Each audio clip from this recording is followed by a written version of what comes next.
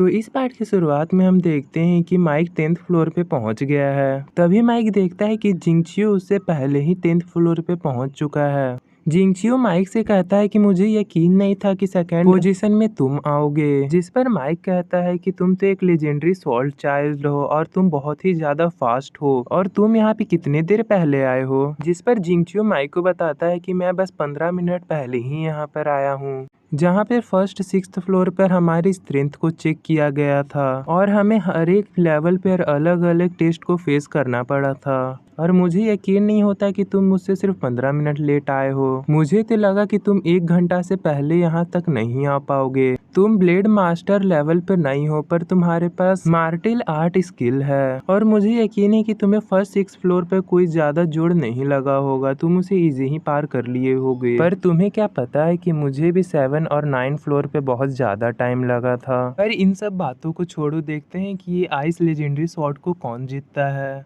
और ये सिर्फ एक ही पर्सन को चुनेगा और ये उसे ही चुनेगा जो कि सभी टूर्नामेंट में भाग लिए हैं। और माइक इन सब सारी बातों को ध्यान से सुन रहा होता है।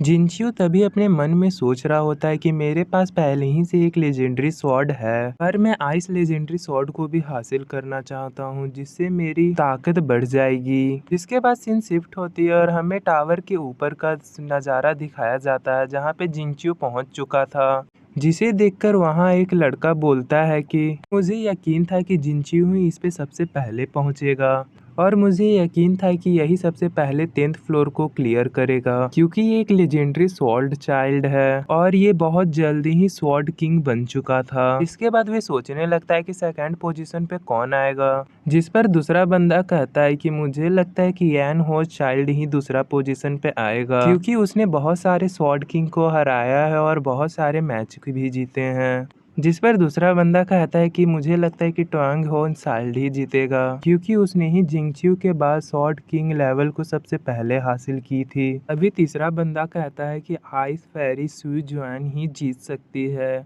क्योंकि उसमें भी बहुत ज़्यादा स्ट्रेंथ और पावर है और उसने भी बहुत ही जल्दी स्वॉर्ड किंग लेवल को हासिल किया था। तभी हम देखते हैं कि माइक सेकंड पोजीशन पर उस टावर पे आ जाता है, जिसे देखकर सब हैरान हो जाते हैं। जिसके बाद सीन शिफ्ट होती है और हमें माइक के फादर को दिखाया जाता है। वे सोच रहे होते हैं कि माइक 2 साल के अंदर एक स्वॉर्ड किंग बना है और ये हेवनली चाइल्ड के बीच में खड़ा हो चुका है और मुझे यकीन है कि तुम जरूर जीतोगे। तभी वहाँ खड़े एक एल्डर कहती कि वो इन सभी बेस्ट में से एक है और फैंग यांग किसी भी ब्लेड मास्टर फैमिली से बिलोंग नहीं करता है, जिसके बाद भी इतना ज़्यादा टैलेंटेड है और वे माइक के साथ भी बहुत ज़्यादा फ्रेंडली है। और अगर ये हमारी फैमिली को ज्वाइन करता है तो ये हमारे लिए बहुत ज़्यादा अच्छा होगा, क्योंकि फ्यूचर में हमारे पास 2 ब्लेड मास्टर होंगे। तभी हम देखते कि बाकी सब भी पार्टिसिपेंट उस 10th फ्लोर पर आ चुके थे। इसके बाद हम देखते कि 4th पोजीशन पर लूतियान आता है, जिसके बाद 5th पोजीशन पर चुआन आता है और 6th पोजीशन पर होनचियो आता है।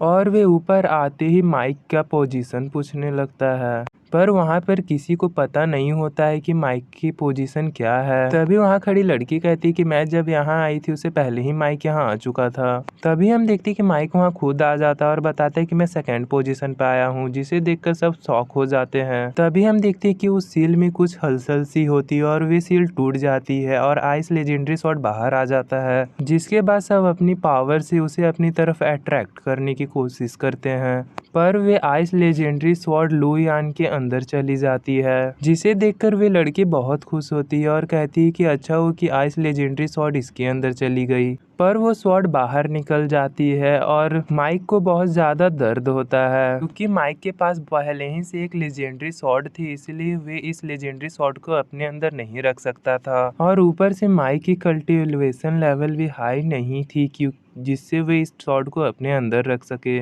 तभी वो स्वॉर्ड उस स्नो फेरी लड़की के अंदर चली जाती है। जिसके बाद जिंगचियो कहता है कि आज हमें 2 विनर मिल गए हैं और वे कहता है कि मुझे लगता है कि इस टेस्ट टूर्नामेंट के विजेता दोनों हैं, क्योंकि वे स्वॉर्ड दोनों के अंदर गई थी। वे लेजेंडरी स्वॉर्ड सबसे पहले माइक के अंदर गई थी, पर माइक उसे संभाल नहीं पाया था, इसलिए वे उस स्नो फेरी गर्ल के अंदर गई थी और वे माइक को कांग्रेट्स करने लगता है।